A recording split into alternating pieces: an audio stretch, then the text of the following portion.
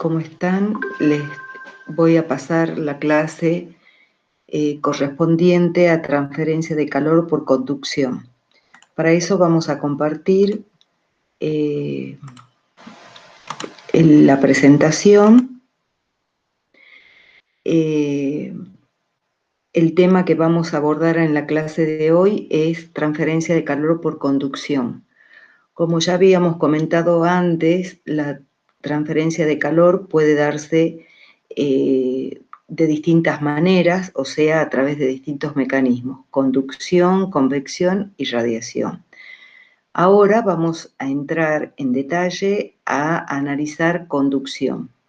Nosotros vimos de que este mecanismo está dentro de los que se llaman mecanismos difusivos, o sea, son mecanismos o modos de transferencia que involucran el contacto entre, o que ocurren a través del contacto entre las moléculas. Para analizar la transferencia de calor por conducción y deducir la ley de Fourier, que es la que la describe, vamos a hacer un análisis similar al que hicimos cuando analizamos la ley de Newton. En este caso, también vamos a considerar que tenemos dos placas, que serían acá estas negras. Voy a poner el puntero para que se vea mejor. Las negras, que inicialmente todas se encuentran a una dada temperatura T2. En el tiempo T igual a 0, se le suministra, a través de alguna fuente, se suministra calor a la placa inferior, de manera que la temperatura de esa placa llega al valor T1 y se mantiene en ese valor hasta que alcanza el estado estacionario, para lo cual tengo que suministrar calor. Se definen las coordenadas de esta manera y de vuelta la separación entre placas se llama I mayúscula. Entonces, en ese instante T igual a 0, la placa inferior se calienta hasta una temperatura T1 y se mantiene esa placa en esa misma temperatura. A medida que el tiempo transcurre, la temperatura del material, perdón, me olvidé de aclarar que acá esto indicado en amarillo es un material que existe entre las dos placas, que en este caso vamos a considerar que es un sólido. No es que la conducción no se pueda dar a través de un fluido, lo que ocurre es que ocurre la transferencia de calor por conducción en un fluido, se da cuando el fluido no está en movimiento. Y si yo tengo un gradiente de temperatura, seguramente ese fluido se va a mover porque esa diferencia de temperatura provoca lo que se conoce como convección natural, que eso vamos a hablar más adelante. Entonces, como esta situación en la que ocurre, en la que hay una diferencia de temperatura, si acá hubiera un material fluido, seguramente se estaría moviendo, entonces el mecanismo ya no es conducción. Eso también nos lleva a concluir de que la conducción ocurre predominantemente en los sólidos, o sea, es el mecanismo a través del cual se transfiere calor a través de un sólido. A través. Bueno, entonces aclarado esto, que tengo un material sólido entre las dos placas, a medida que avanza el tiempo, ese material va incrementando su temperatura, primero en las zonas más cercanas a la placa caliente, el resto del material se mantiene a la temperatura que tenía inicialmente. Pero a medida que pasa el tiempo, cuando se alcanza el estado estacionario, por un tiempo lo suficientemente largo, se alcanza un perfil que se mantiene ya estacionario, como el que se describe en la imagen, en donde la temperatura del material es igual al de la placa inferior en I igual a 0 y es igual a la temperatura de la placa superior en I igual a I mayúscula, digamos. O sea, se establece un perfil lineal de temperaturas donde la temperatura varía desde T1 hasta T2. Esto, si uno lo analiza o lo mide, lo que se observa es que este calor que se entrega por unidad de área de la placa, o sea, lo que se conoce como la densidad de flujo de calor, es proporcional a la diferencia de temperatura sobre la separación entre las placas. Que eso lo podemos escribir de esta manera, donde la constante de proporcionalidad es la conductividad térmica. La conductividad térmica es una propiedad del material que ya les voy a hablar brevemente ahora enseguida. Bueno, se toma la conductividad térmica como la constante de proporcionalidad, que es una propiedad del material, como les decía. Aparece este signo menos, ¿por qué? Porque esta diferencia de temperatura la pongo de manera que me represente un delta, ¿sí? O sea, un delta sería la diferencia de la temperatura final menos la inicial, digamos, según va avanzando I. Entonces, de esta manera, esto es un delta de T y el denominador es un delta de I, que si yo lo paso al esquema, o sea, a una escala diferencial, me queda de esta forma, y esto es, en definitiva, lo que se conoce como la ley de Fourier. O sea, acá me aparece la densidad de flujo en la dirección I, que es esta expresión que acabamos de deducir, donde Q sub I es el componente de un vector, del vector Q, del vector densidad de flujo. O sea que en este caso, la densidad de flujo de calor es una magnitud vectorial, a diferencia de la densidad de flujo de cantidad de movimiento que vimos que era una magnitud tensorial.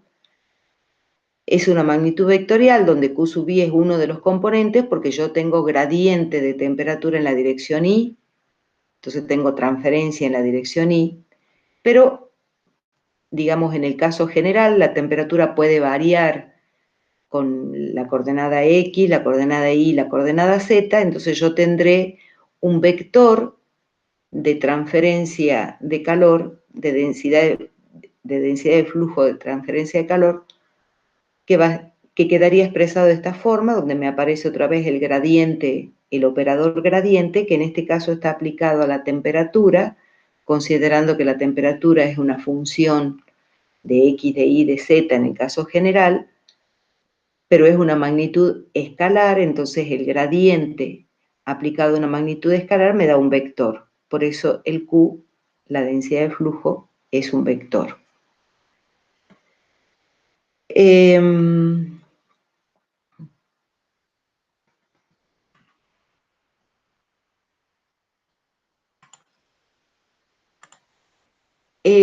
Para trabajar con estas expresiones,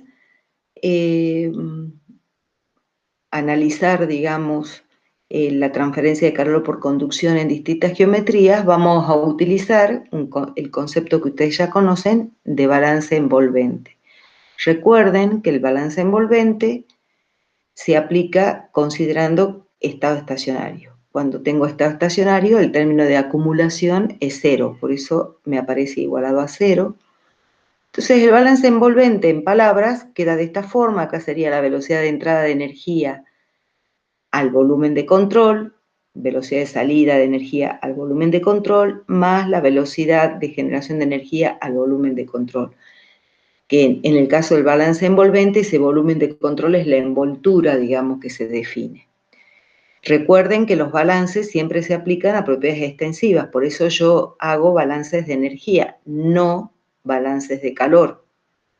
El calor no se puede hacer un balance porque no es una propiedad extensiva. La energía, el calor es una energía que está en tránsito. Una vez que se almacena en el cuerpo, digamos, al cual, o en el material al cual se está transfiriendo calor, se almacena como energía interna o se transformará en algún tipo de energía que sí es extensiva. Pero es totalmente incorrecto hablar de balances de calor. Se hacen balances de energía, ¿sí?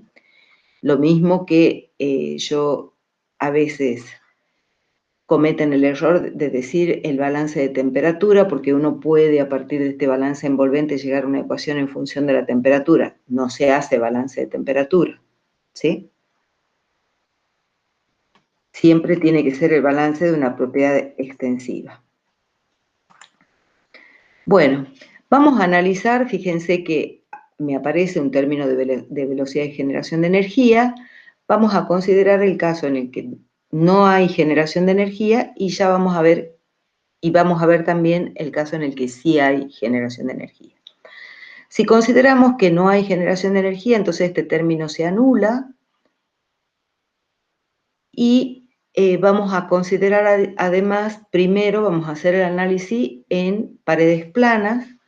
Luego vamos a analizar paredes cilíndricas, o sea, vamos a ver geometría cilíndrica y ustedes ya estarán en condiciones de analizar por ustedes mismos el caso de geometría esférica.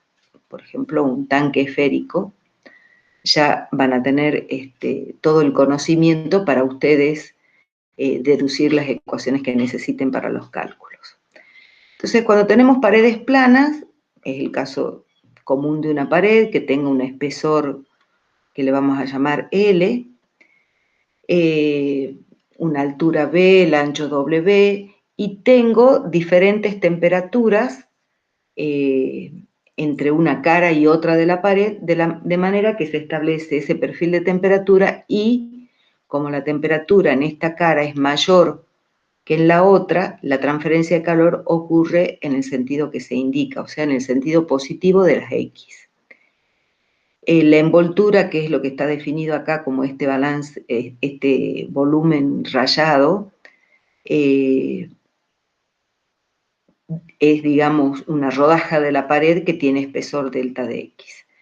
Entonces, aplicamos, o sea, este balance que está expresado en palabras lo pasamos a una expresión matemática a través de la conducción. Acá tenemos la densidad de flujo de cantidad de movimiento. Acá, si la transferencia de calor es en este sentido, el calor está entrando por esta cara y sale, o sea, entra en X y sale por X más delta de X. Entonces evalúo Q sub X en X por el área a través de la cual ocurre el flujo, para que me dé el flujo, porque esto es una densidad de flujo. El área a través de la cual ocurre el flujo es B por W, es un área constante porque esta es una pared plana, y sale en X más delta de X. Y eso se iguala a cero porque estamos analizando el caso en donde no tenemos generación de energía. Ahora divido todo por BW delta de X, aplico límite cuando delta de X tiende a cero y llegamos a la expresión que ustedes ya están familiarizados, digamos, más o menos familiarizados. Ahora estamos trabajando con calor, pero matemáticamente es lo mismo. Llegamos a la definición de la derivada, por lo tanto, arribamos a esta expresión en donde me dice que la densidad de flujo de calor con respecto de X es igual a cero. Que eso sea igual a cero, ¿qué implica? Me está diciendo que la densidad de flujo de calor es constante, porque la derivada de una constante es igual a cero. Yo tendría que integrar esta ecuación, para lo cual ustedes saben que necesito, por cada vez que yo integro, me aparece una constante de integración. Yo en este caso necesitaría, si yo hago una primera integración, necesitaría una condición de borde que me dé un valor, digamos, de la densidad de flujo, o sea, en una posición conocida, o sea, una condición de borde con respecto a la densidad de flujo, que en realidad yo no la conozco. Yo tengo dos condiciones de borde que son los valores de las temperaturas, o sea, yo sé que cuando X igual a 0 la temperatura es T1, cuando X igual a L la temperatura es T2. Entonces, lo que se hace es reemplazar la densidad de flujo por la ley de Fourier. O sea, de acá, de todas maneras, yo concluyo que Q sub X es constante. Entonces, cuando se reemplaza, o sea, yo llego a esto. Si yo, ambos miembros, o sea, Q sub X es una constante C1. Si yo en ambos miembros multiplico por el área, o sea, por B por W, esta densidad de flujo por el área es el flujo, es Q, es el flujo de calor. Y C1 por el área, como el área es constante, sigue siendo una constante. O sea que en definitiva yo concluyo que la densidad de flujo de calor y el flujo de calor es constante cuando la geometría es plana. Si yo reemplazo la ley de Fourier, o sea acá Q me quedaría igual a B por W, que es el área, por menos K por la derivada de la temperatura con respecto de X, e integro con estas condiciones de borde, o sea que puedo hacer una integral definida, es muy simple de hacerlo, ustedes van a llegar a que el calor es igual a esto, ¿sí? O sea, el flujo es igual a la diferencia de temperaturas sobre esta expresión. Ustedes deben recordar la ley de Ohm. ¿Qué me dice la ley de Ohm? Que la intensidad de corriente es igual a la diferencia de potencial sobre la resistencia. Yo puedo hacer una analogía y, digamos, considerar que la pared me ofrece una resistencia a la transferencia de calor por conducción que es igual a este término, que a través de esa pared fluye, o sea, hay un flujo, en este caso de calor, con una fuerza impulsora o la diferencia de potencial que sería la diferencia de temperatura. Eso es lo que provoca el flujo de calor. O sea, yo asocio lo que ocurre en transferencia eléctrica, o sea, asocio el término de flujo, el término de resistencia, el término de caída de potencial, a este caso de transferencia de calor. Y como ya vamos a ver más adelante, esto es bastante común y puede resultar muy útil en algunas situaciones. Y sobre todo, es útil analizar el término de resistencia. Fíjense, la resistencia, en definitiva, como siempre, como en cualquier caso, me representa la resistencia al flujo. O sea, es lo que significa. Entonces, acá la resistencia es proporcional al espesor, porque L dijimos que era el espesor, e inversamente proporcional al área y a la conductividad térmica, como era de esperar. O sea que un material que tiene mayor conductividad térmica va a tener menor resistencia a la transferencia de calor, que ofrece mayor área también va a tener menor resistencia a la transferencia de calor, pero cuanto más espesor tiene, hay mayor resistencia a la transferencia de calor. O sea que si yo quiero impedir la transferencia de calor, como el sentido común nos los indica, tendré que poner mayores espesores. Si quiero facilitarla, el espesor tendrá que ser menor. Tengo que incrementar el área si quiero incrementar la transferencia o buscar materiales que tengan alta conductividad. Yo les había mencionado hace un rato que les iba a hablar brevemente de la conductividad térmica, que como les decía es una propiedad física de los materiales que depende en general de la presión y de la temperatura, pero depende mucho más de la temperatura que de la presión, o sea, los cambios de presión tienen que ser muy importantes para que hayan cambios apreciables en la conductividad. La presión puede influir más en los gases que en los líquidos y mucho menos en los sólidos, pero por otro lado la conductividad de los gases es mucho más baja que la de los líquidos y muchísimo más baja que la de los sólidos. Los sólidos en general,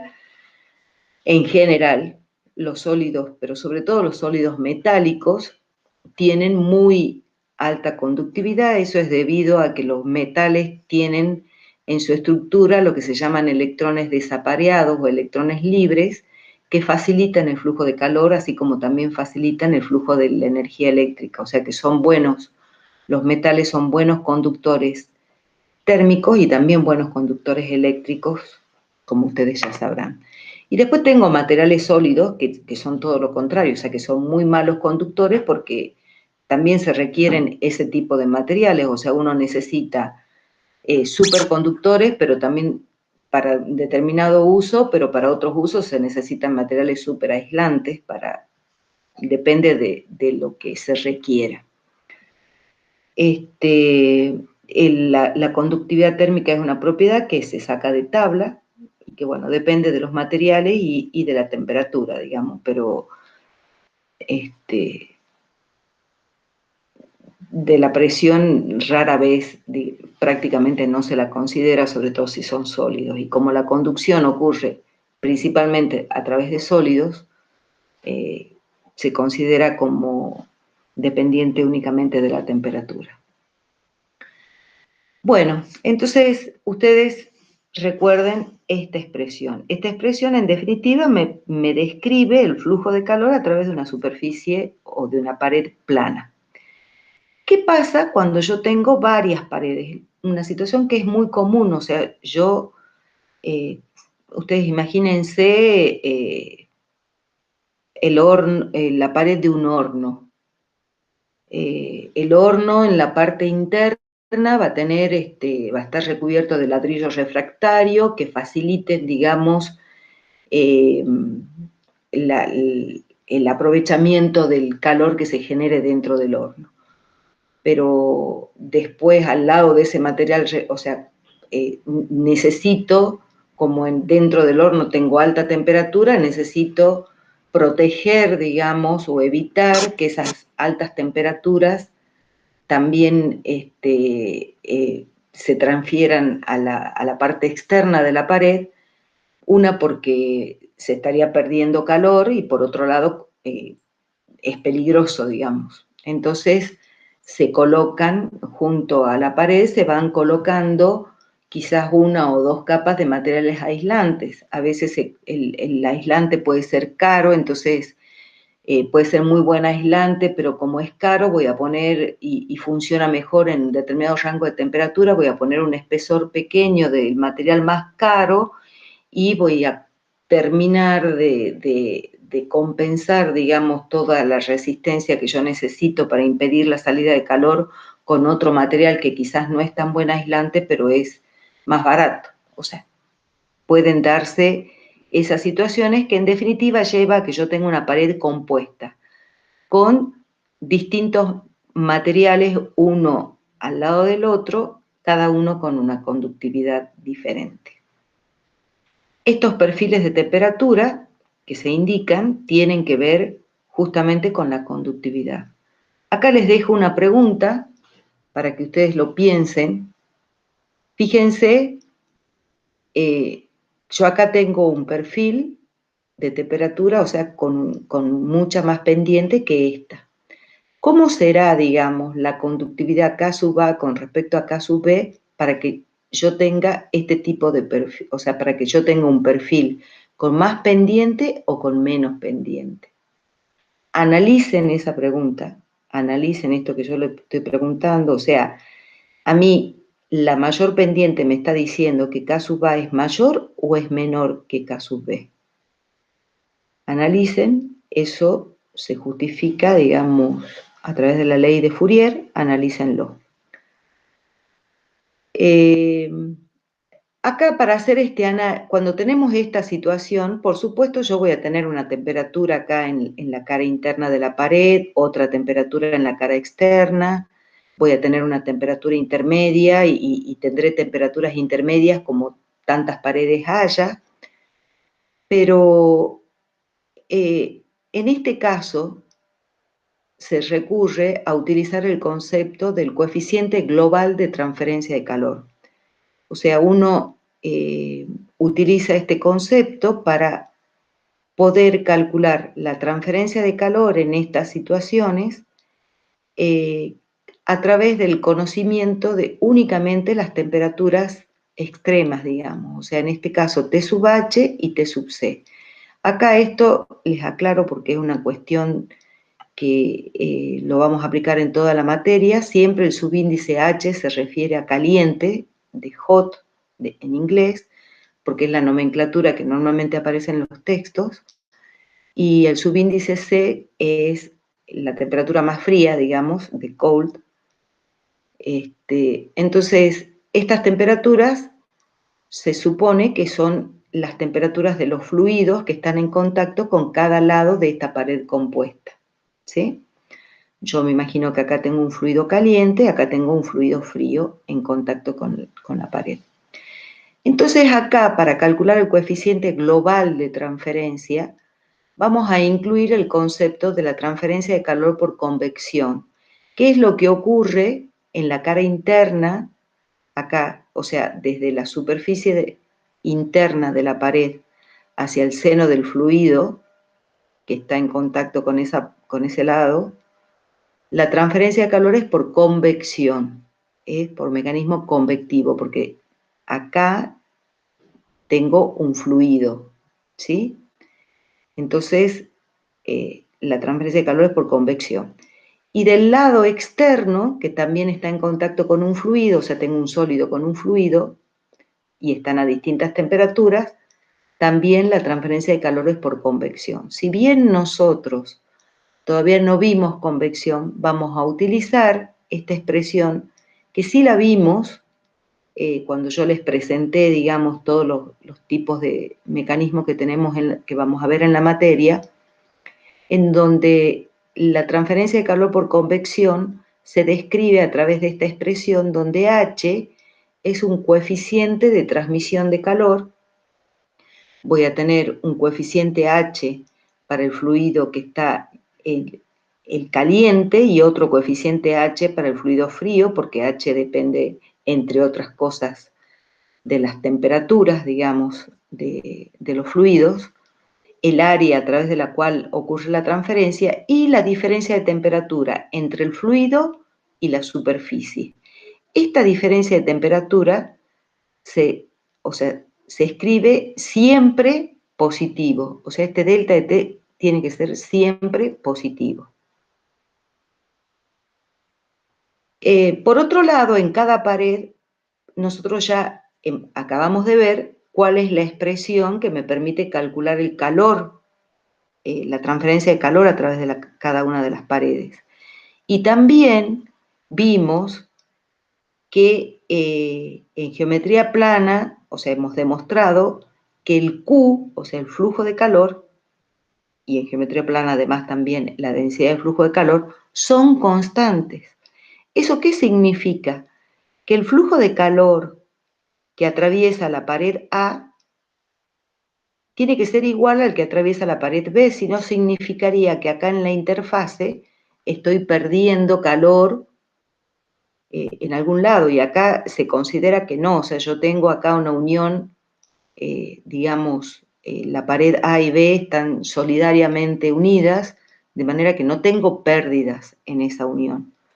Entonces, el calor que me atraviesa la pared A tiene que ser igual al flujo de calor que atraviesa la pared B, y también va a ser igual al flujo de calor que se transfiere por convección desde la pared B hacia el seno del fluido más frío, como igual al calor que transfiere el fluido caliente hacia la pared A. O sea, el flujo de calor en estado estacionario va a ser constante.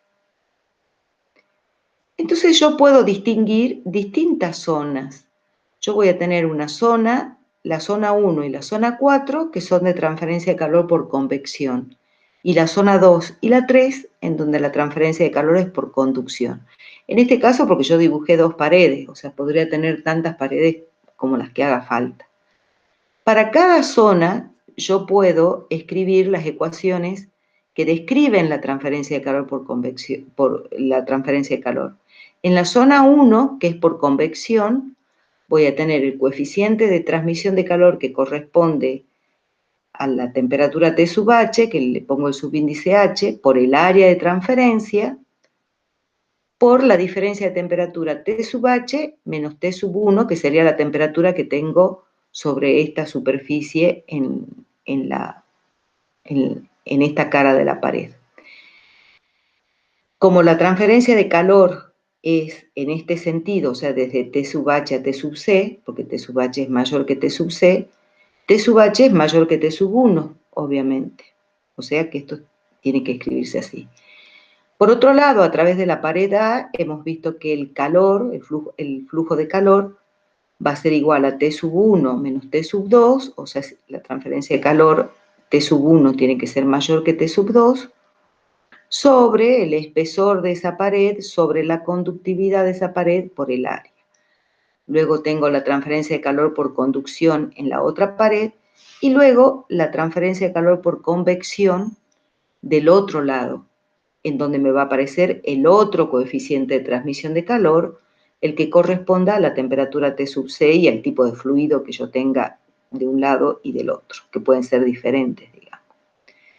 A partir de estas expresiones, yo puedo despejar las diferencias de temperatura de cada una de ellas y me quedarían expresadas de esta forma. Recuerden que la densidad de flujo de calor es siempre la misma, ¿sí?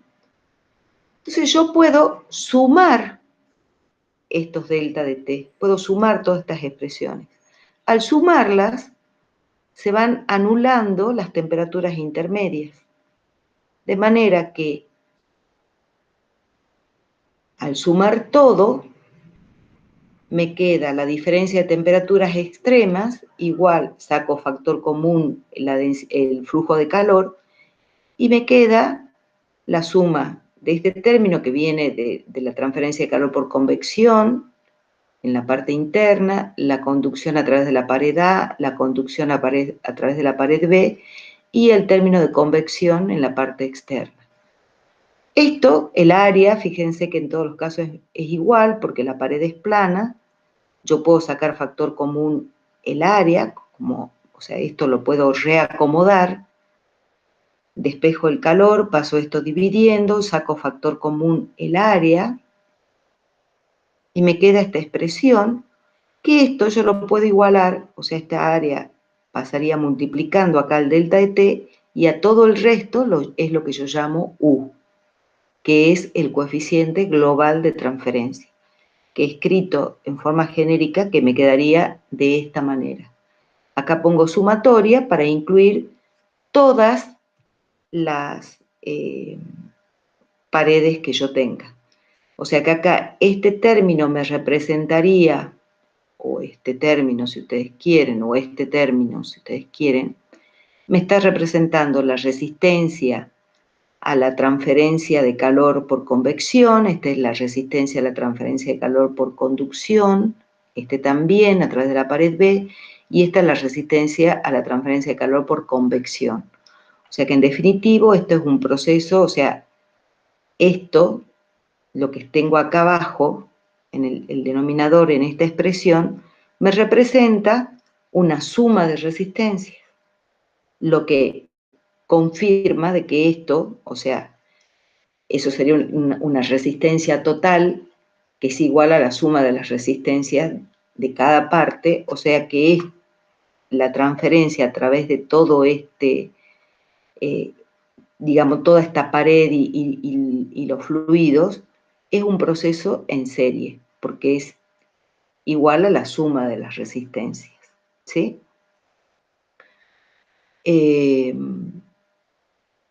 En algunos casos, por ejemplo, si yo tengo, bueno, en algunos casos yo puedo, fíjense, si yo tengo materiales muy conductores, o sea, si yo tuviera materiales, o sea, esto me representaran alguna situación en donde estos materiales tienen una alta conductividad, yo puedo despreciar la resistencia a la transferencia por conducción, por ejemplo. Pero en definitiva, bueno, esto corresponde a un proceso en serie, donde estas son las resistencias, ¿sí? Perdón, acá falta el área, o se tiene que ir dividiendo el área en R1 y en R4. Otra situación que se puede dar, que quizás uno no la analiza tanto, pero en algunos casos puede suceder, es que así como tengo el caso que acabamos de ver, que son materiales que están en serie, también puedo tener situaciones en donde los materiales están en paralelo.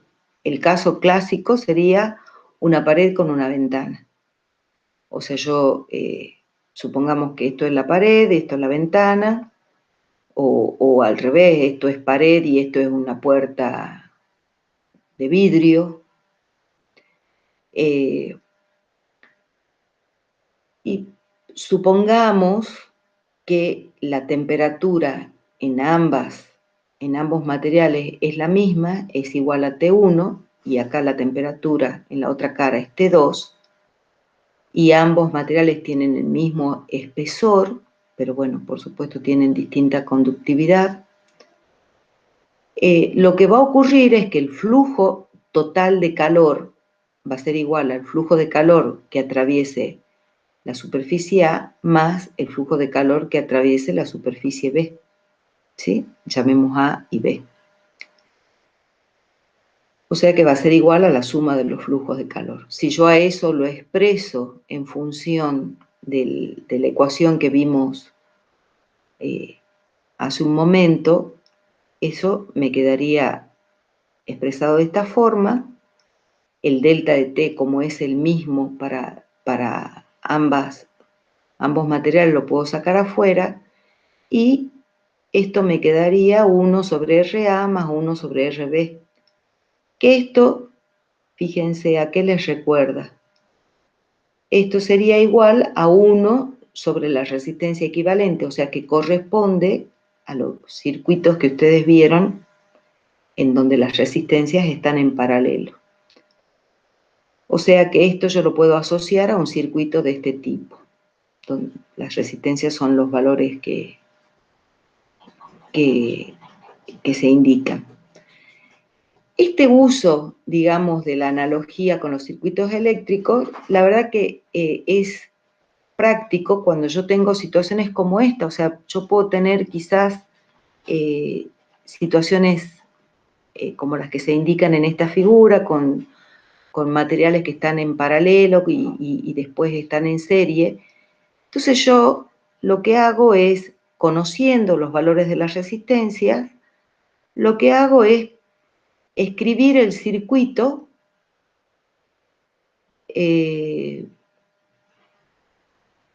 eléctrico análogo que le corresponda y trabajarlo como si fuera un circuito eléctrico, conociendo las resistencias. Entonces, no tengo que ir haciendo el análisis detallado, digamos, de cada pared. Ahora vamos a analizar el caso en el que tenemos geometría cilíndrica. Esto sería, supongamos que esto es un tubo que tiene el tubo, digamos, de paredes gruesas, lo hice para que se vea bien, que sería lo gris, que tiene un diámetro interno igual a R1, un diámetro externo igual a R2, y una longitud L, que sería en el sentido perpendicular a la pantalla.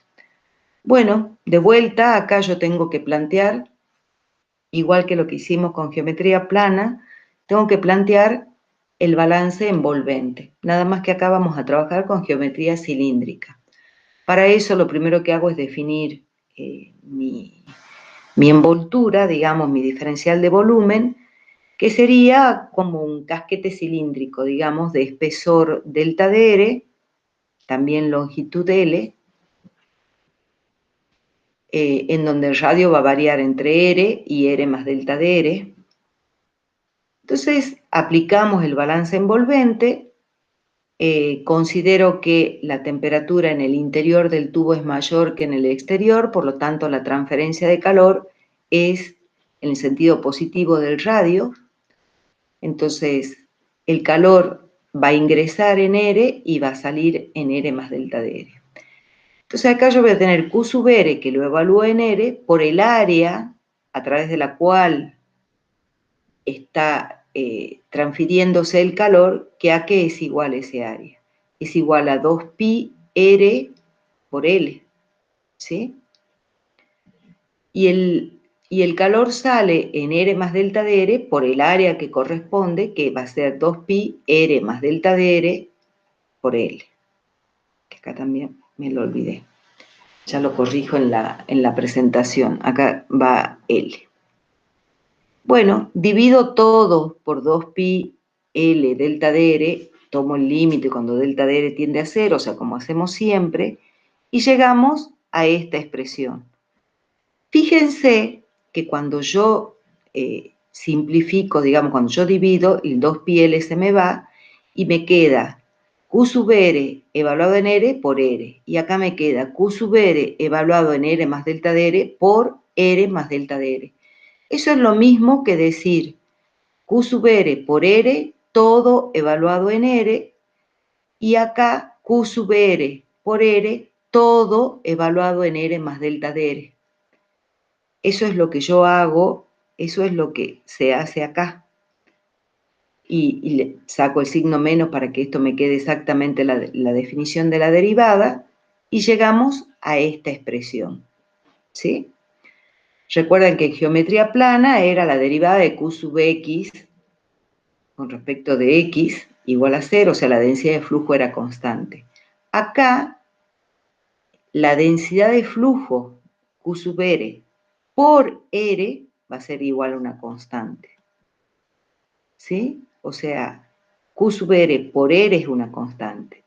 Yo a eso lo multiplico por 2pi L por R Q sub R, y 2pi R por L, que es el área en R, y multiplicado por Q sub R es en definitiva el flujo de calor. O sea, el flujo de calor Q, que está igualado a C1, que también lo multiplico por 2pi L, que es una constante, 2pi L, me queda igual a una constante. O sea que en definitiva, en coordenadas cilíndricas, Q sub R por R es constante y el flujo de calor es constante, ¿sí? O sea, en este caso, la densidad de flujo no es constante. ¿Por qué? Porque el área a través de la cual ocurre la transferencia de calor va cambiando. Entonces, como la densidad de flujo va dividido por el área, la densidad de flujo no es constante porque el área va cambiando según sea el valor de R. Pero sí el flujo de calor. El flujo de calor es constante. Entonces acá las condiciones de contorno que se plantean o condiciones de borde son esas. Entonces lo que hago es reemplazar la ley de Fourier, en este caso, en coordenadas cilíndricas me quedaría expresado de esta forma este componente Q sub R, para que sea Q, digamos, lo multiplico por el 2pi L, de manera que me represente el flujo de calor, separo variables e integro entre T1 y T2 y R1 y R2, o sea, hago una integral definida, y llegamos, o sea, es una integral muy sencilla, fíjense que acá me va a aparecer diferencial de R sobre R, ahí es que aparece el logaritmo, que después cuando defino la integral aparece entre R2 y R1, y eso reacomodándolo, el flujo de calor entonces me queda de esta forma, ¿sí?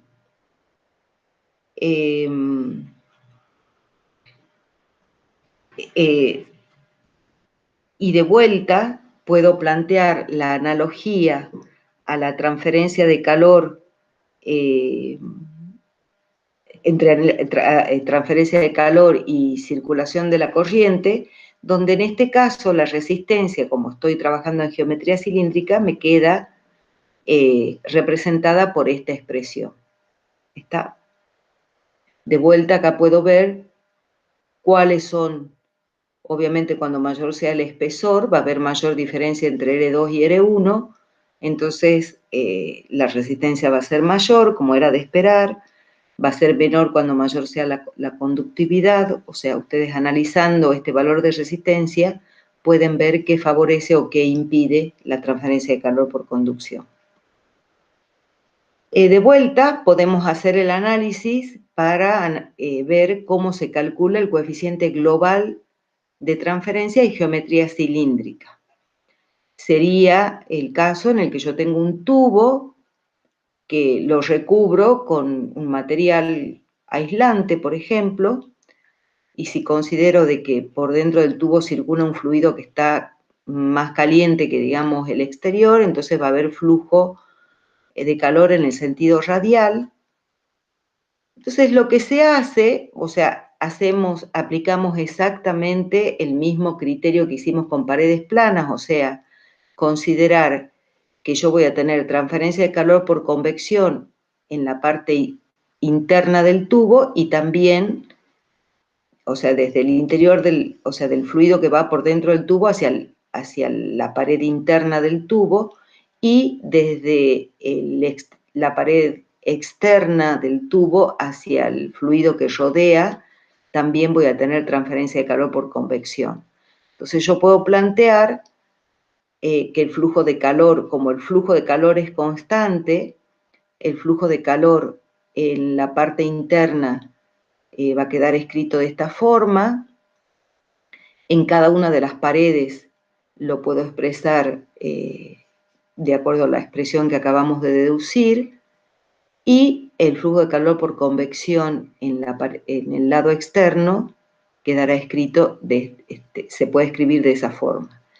De vuelta, despejamos los delta de T, sumamos y las temperaturas intermedias se me van anulando. Al sumar y sacar el denominador común Q, o sea, el calor, digamos, que es constante, es el mismo, lo saco como denominador común y lo despejo. Fíjense que acá, como se me anulan todas las temperaturas intermedias, me queda la diferencia de temperatura TH menos TC, o sea, las temperaturas extremas de los fluidos, y me queda esta expresión, ¿sí? Acá hay que tener en cuenta una cuestión. Yo tengo este término que corresponde a la resistencia debido a la transferencia de calor por convección en la parte interna. Me aparece el área que yo la llamo A sub H. ¿A qué sería igual ese área A sub H? Sería 2pi R1 por L, ¿sí?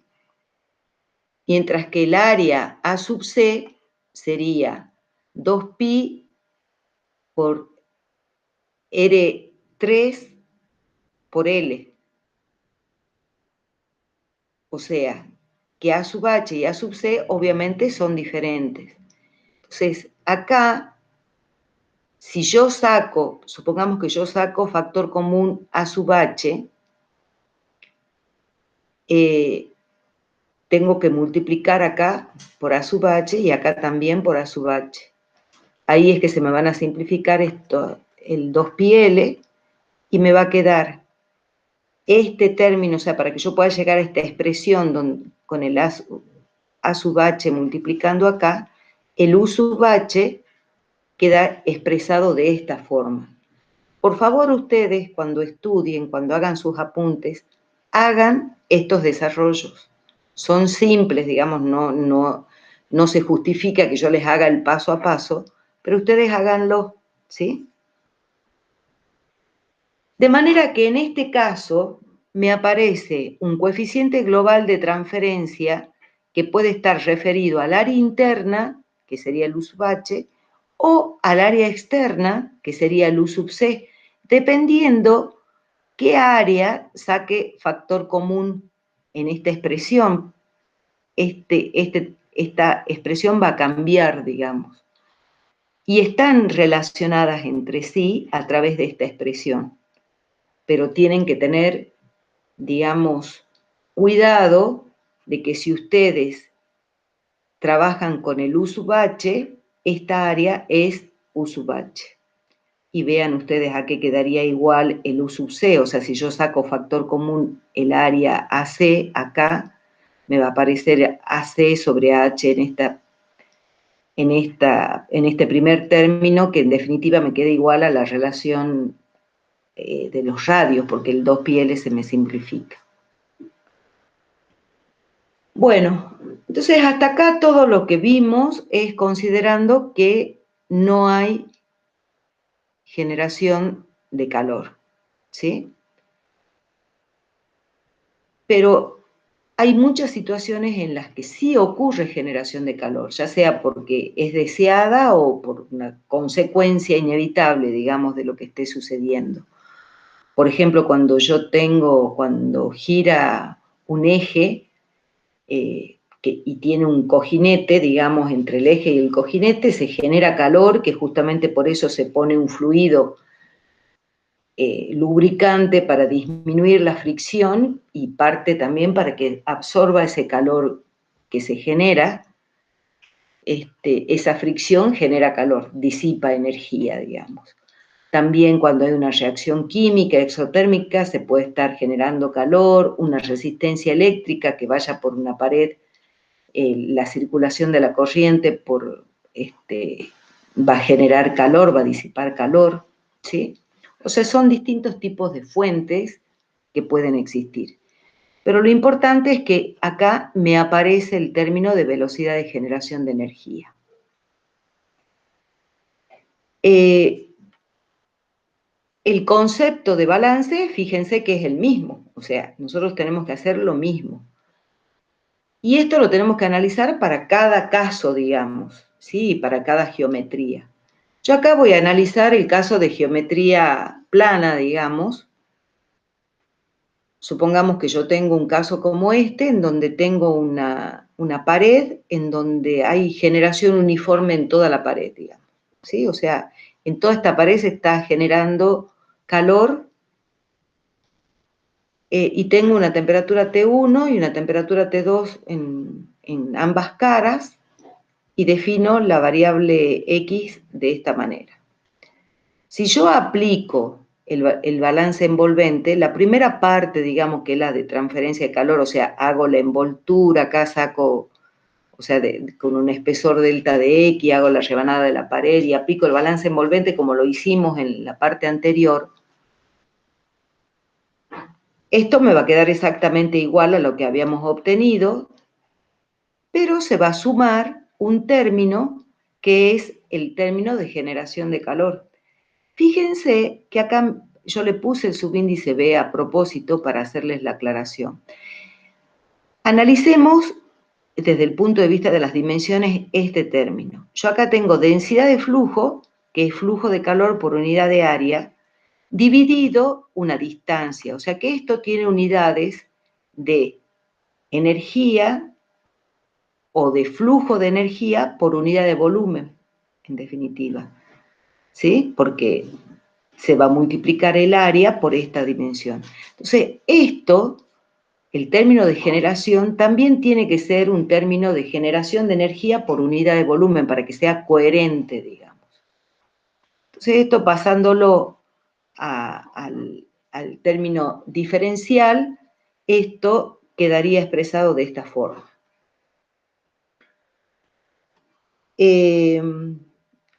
Hago una primera integración, me queda de esta forma, después reemplazo por la ley de Fourier, integro y me aparecen entonces dos constantes de integración, C1 y C2. Esas constantes de integración yo las puedo, digamos, estimar a partir de las condiciones de borde porque yo conozco las temperaturas que tengo en ambas caras. Entonces, aplico esas condiciones de borde, ¿sí? Fácilmente ustedes pueden deducir que C1 es igual a menos T1 y C2 es igual a esta expresión.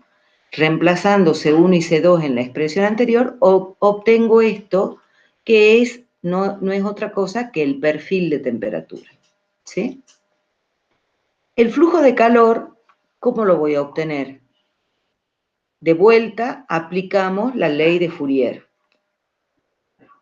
Tengo el perfil de temperatura, la ley de Fourier la expreso de esta forma y tengo que derivar esta expresión, simplemente derivar esta expresión. Cuando derivo esta expresión, obtengo el término que a mí me permite calcular el flujo de calor. Bueno, acá yo les presento algunas expresiones para calcular flujo de generación de energía, digamos, de distintas fuentes. Por ejemplo, la generación eléctrica ya está expresado como el calor generado por unidad de volumen, que se lo calcula como la intensidad de corriente al cuadrado sobre la conductividad eléctrica, o la generación viscosa en geometría plana, que quedaría expresado de esta manera. Bueno, esto es todo lo que es la teoría de la primera parte de conducción. Voy a detener ahora la grabación y les voy a subir enseguida otra grabación en donde vamos a ver ejemplos de aplicación de todos los conceptos que vimos hasta ahora. Conducción en geometría plana, en geometría cilíndrica, con generación, sin generación. Hasta luego.